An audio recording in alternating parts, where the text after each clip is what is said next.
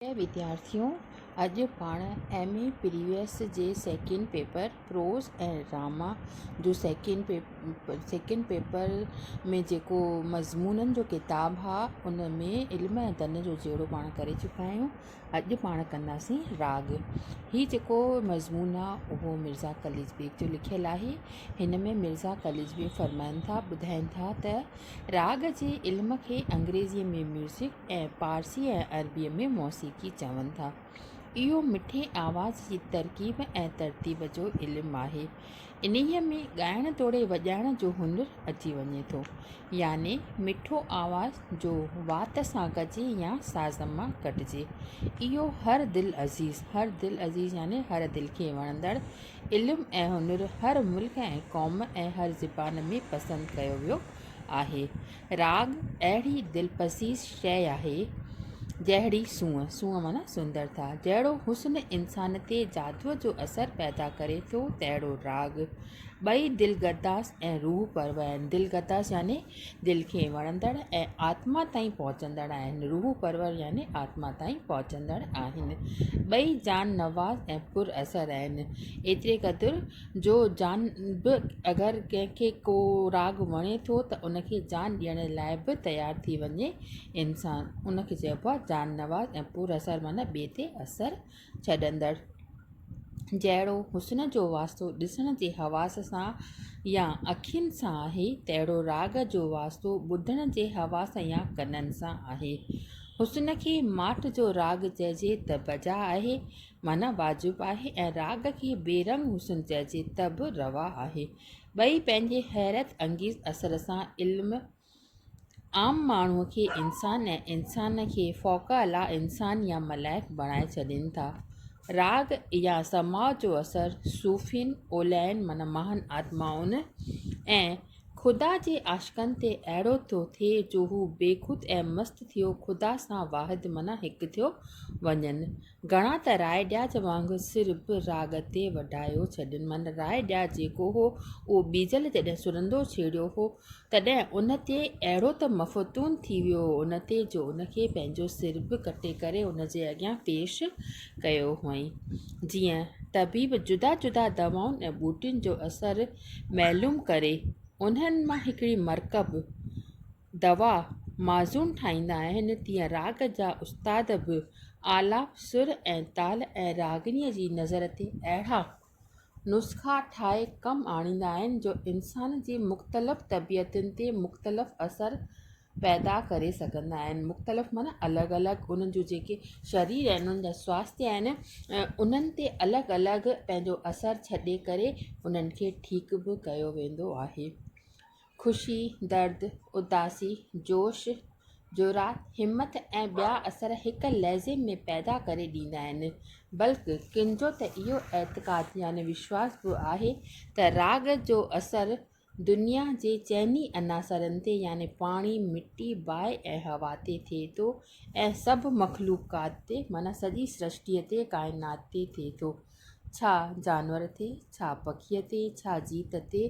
हज़रत दाऊद जे ॻाइण ते चवनि था त पखी ऐं जानवर बि बीह वेंदा हुआ, बल्कि वहंदड़ नदियूं बि बीह वेंदियूं हुयूं।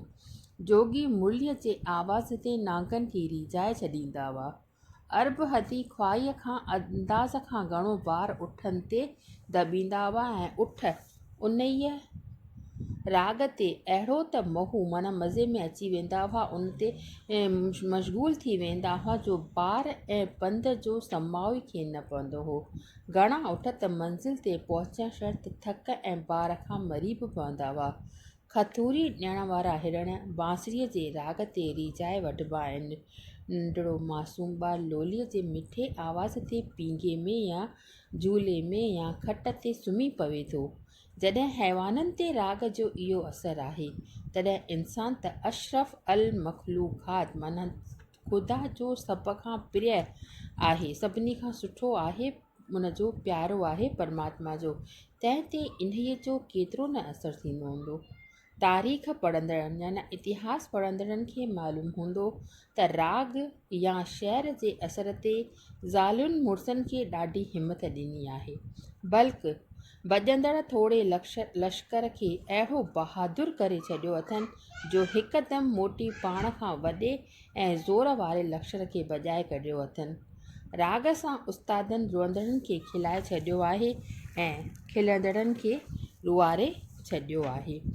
त अहिड़ी ताक़त ऐं असर वारो हुनुरु शुरूअ में तमामु शरीफ़ हुनुरु सम्झलो। मतिलबु राग पहिरियों जेको हो उनखे शरीफ़ मञियो वेंदो हो, उनखां पोइ उनजो असरु माण्हुनि ते कीअं थो पए ऐं इनजो ऑपोज़िट असरु कीअं थो पवे उन जे बारे में ॿुधाइनि था। त वॾनि वॾनि बुज़ुर्गनि फ़िलसुफ़ इन जी तरकीब ऐं तरतीब में पंहिंजो ध्यानु लॻायो, लेकिन किन मज़हबनि किन धर्मनि जे माण्हुनि ख़ासि उन्हीअ खां मना कई, सो इन करे जो उन्हीअ जी अहिड़ी मिठी लज़त हुई ऐं उहो ज़ोर वारो असरु हो जो रवाजी माण्हू ॿिया सभु कमकार बल्कि ख़ुदा जा ऐं माण्हूअ जा फ़र्ज़ विसारे उन्हीअ में मशगूल थी विया। ॿियो अक्सर जिन माण्हुनि गुज़रान लाइ उन्हीअ जो ख़ासि धंधो कयो से घटि ज़ात वारा हुआ, जीअं त मीरासी, मंगड़ा, खंगा वग़ैरह। तंहिं करे आबरू वारो माण्हू इन्हीअ जे वेझो बि न थिए वियो। अहिड़े माण्हुनि जी सिबत खां बॻो थी, पर थोरनि ॾींहंनि खां हर मुल्क ऐं हर क़ौम में इन जो नओं शौक़ु जाॻियो आहे, जंहिं करे वॾा महतबर ऐं पढ़ियल माण्हू बि उन्हीअ हुनर जे इस्तेमालु ऐं सुधारे में मशगूल थिया आहिनि ऐं इन्हीअ इल्म ऐं हुनर घणी तरक़ी कई आहे। जेके राग जा सुर ताल आहिनि तिन मां के त किन ख़ासि मौसमनि ऐं ॾींहंनि जे किन ख़ासि वक़्तनि लाइ ठाहिराया विया आहिनि जे उन्हनि वक़्तनि ते सुहिणा लॻनि था, मगर आज़मूदे सां मालूम कयो वियो आहे त का बि रागिनी कंहिं बि वक़्तु मिठी थी लॻे बशर्त उन में लय मौजूदु आहे ऐं ख़्यालु ॼमियलु आहे। सभु कंहिं मुल्क या क़ौम जे लाइ पंहिंजो पंहिंजो ख़ुलासो राग आहे जो उन्हनि खे पसंदि आहे ऐं जंहिंजो ॿीअ क़ौम वटि क़दुरु न हूंदो। यूरोप जे राग मां हिंदुस्तान वारनि खे लज़त न मिलंदी ऐं हिंदुस्तान जे राग मां यूरोप वारनि खे लज़त माना मज़ो न ईंदो। साॻीअ तरह अरब ऐं ॿियनि मुल्कनि जे राग जो हाल आहे। हर हिकु क़ौम ऐं मुल्क में वॾा वॾा उस्ताद थी गुज़रिया आहिनि जिन जी घणी नामूस ऐं मशहूराई आहे। हिंदुस्तान में अहिड़नि वॾनि उस्तादनि मां तानसेन जहिड़ो ॿियो को न गुज़रियो आहे। तानसेन असुलु हूंदो ब्राह्मण हो ऐं ग्वालियर जो वेठल हो।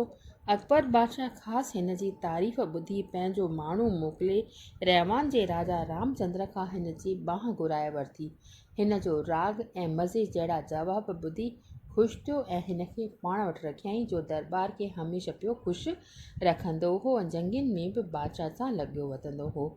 ग्वालियर में संदसि क़बर वटि हिकिड़ो गिदावड़ीअ जो वणु आहे। कंहिंजो आवाज़ु ॻाइण में घटि थींदो आहे, सो उन्हीअ वण जा पन घोटे पीअंदो आहे त आवाज़ु चङो लॻंदो अथसि।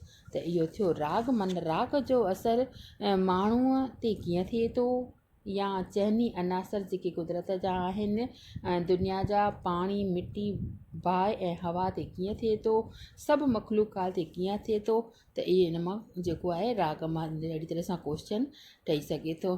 त राग जे बारे में मिर्ज़ा कलीस बेग कहिड़ा वीचार ज़ाहिर कया आहिनि, इहे इन जे जेके आहिनि क्वेश्चन ठहींदा आहिनि। इन मां 5 मार्कुनि जो हवालो बि ठही सघे थो, नंढनि 5 मार्कुनि जो नंढो सुवाल बि थी सघे थो, या त तव्हांजा त इन में जेके आहिनि 5 यूनिट रखियल आहिनि, मतिलबु 5 इकाइयूं जेके रखियल आहिनि, त उन मां इन मां हिकु जेको मतिलबु चइनी किताबनि मां 5 मार्कुनि जो जेको हवालो ईंदो, त हिन चैप्टर मां बि 5 मार्कुनि जो हवालो ठही सघे थो ऐं 20 मार्कुनि जो त सुवाल ठहंदो ई ठहंदो। त कंहिं कंहिं एग्ज़ामिनर जे मथां डिपेंड थो करे त 10 मार्कुनि जा 2 सुवाल ठाहे, त हिकु हिन मां ऐं हिकु ॿिए नाविल उन मां नाविल मां या नाटक मां ठही सघे थो क्वेश्चन। त अहिड़ी तरह हीउ जेको आहे राग चैप्टर जे बारे में अॼु पाण ॼाण हासिलु कईसीं। नेक्स्ट चैप्टर पाण सुभाणे ॿिए पीरियड में कंदासीं। बसि अॼु एतिरो ई।